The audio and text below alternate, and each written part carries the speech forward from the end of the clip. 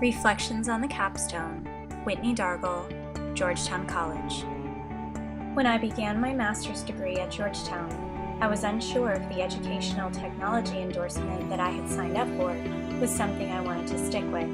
I had chosen the endorsement with future job opportunities in mind, thinking that an endorsement in technology would ensure that I was always employable.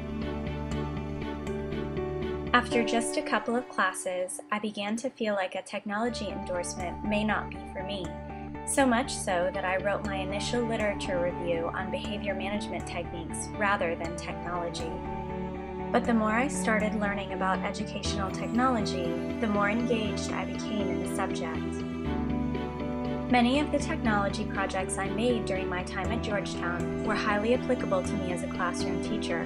I created class websites, enhanced my ability to communicate with families, and began to think in terms of accessibility and longevity of technology.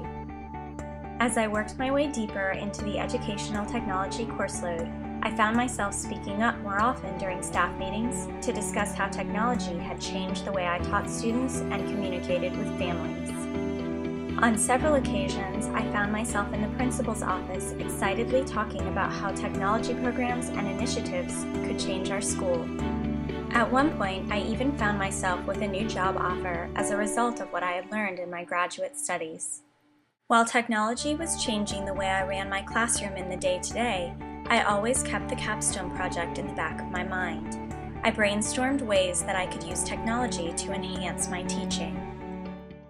One of the major issues my colleagues and I struggled with was providing one-on-one instruction for struggling students. I decided that my capstone research would center around finding a way to use technology to reach these students. During a grueling EDU 594 summer session, I laid out the framework that would help guide my research.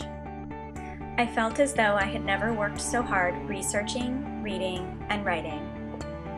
I found myself having to take my daughter to daycare throughout the summer in order to find enough hours in the day to complete the coursework required. Had I been tasked with doing this same workload during the school year, I surely would have had to drop the class. I did, however, feel an extreme sense of accomplishment when the course was completed. I felt prepared to undertake the research I had proposed in my initial project outline. In the fall of the 2014-2015 school year, I began the actual study. I found that sharing my processes, thoughts, and ideas with others was an excellent way to enhance my study and my learning. I kept a blog throughout the entire process, documenting my frustrations, struggles, discussions with peers, and findings. The blog helped me wrap my head around findings and highlighted ways my study could be improved. I used it as a sounding board, and at one point even opened it up to the public to get feedback on my research. In addition to my blog, I often discuss my research with my colleagues. It was a learning experience having to bridge the gap between the language of scholarly research and the language of teachers. As a teacher leader, I found ways to make studies I had read appealing and applicable to my team members.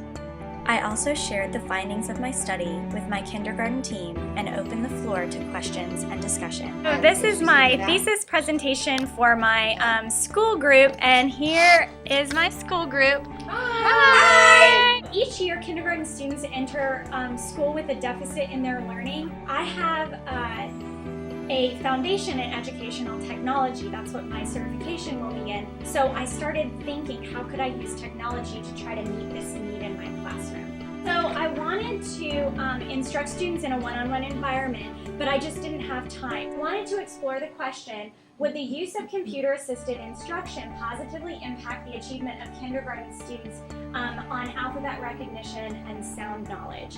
Basically what I did is we gave the Brigance before school started, and then after we did the study, I just gave the Brigance again with letter name and letter sound. And here's kind of what happened with the results. What you're seeing on the graphs is just correct letters out of 26. I don't really need to explain that to you guys because you know how we score the Brigance. But So basically what happened is the control group wound up scoring slightly higher on both areas. So they scored higher on letter name acquisition and letter sound acquisition. So my control group kind of flopped. I thought that they would do really well, especially since they had more schooling coming into it, but they absolutely did not. So in conclusion, my study showed that really the computer-assisted instruction that I created had a negligible effect on student learning. So my computer-assisted instruction didn't really help the students learn their letter names or their letter sounds. It seems more likely that it was my whole group instruction, because as a teacher, you can kind of change what you're doing as you teach to fit what they need. To make a computer program do that, you have to have years and years of coding experience, which we just don't have, and we don't necessarily have the money to buy some of the better programs. Do you all have any questions?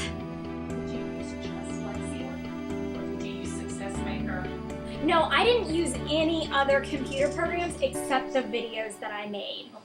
So I didn't use any of those. I was testing this only based on my homemade videos. Did you send your parental consent home to everybody and you only got 10 back? Yeah, I sent parental consent to all of my students. Only 10 came back saying that they gave permission for their students to be involved in this study. So even though I said that I was using my lowest 20%, and it truly was, I think those parents were like, man, anything to help my child. But I only got 10 back, and I took 2 weeks like begging parents, please send this back if you're, I think a lot of parents just didn't want their kids involved in a study. That's kind of disappointing. I know, but oh well, it is what it is. My team of teachers were not the only people who I discussed my findings with. My parents had a big influence on the direction my study took, specifically the project design and data analysis portion of my research. Because of their guidance, my thesis is coherent and has the power to make an impact on my teaching community. Lastly, in EDU 594, students were put into discussion groups to help bring clarity to the readings.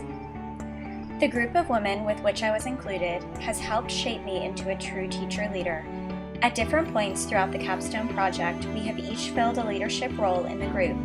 We've relied on one another to assess work, identify areas of improvement, and bring moments of peace to an otherwise stressful half year. Without their input and support, my study would not have been completed. My study did not come without complications. I had limitations of small sample sizes, tight time constraints, and unequal control and experimental groups.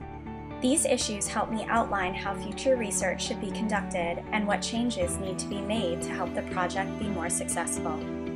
The most important aspect I learned of being a teacher leader is the ability to pinpoint my areas for improvement and to learn and grow from my mistakes. My Capstone project has refined my sense of humility, allowing me to grow as an educator.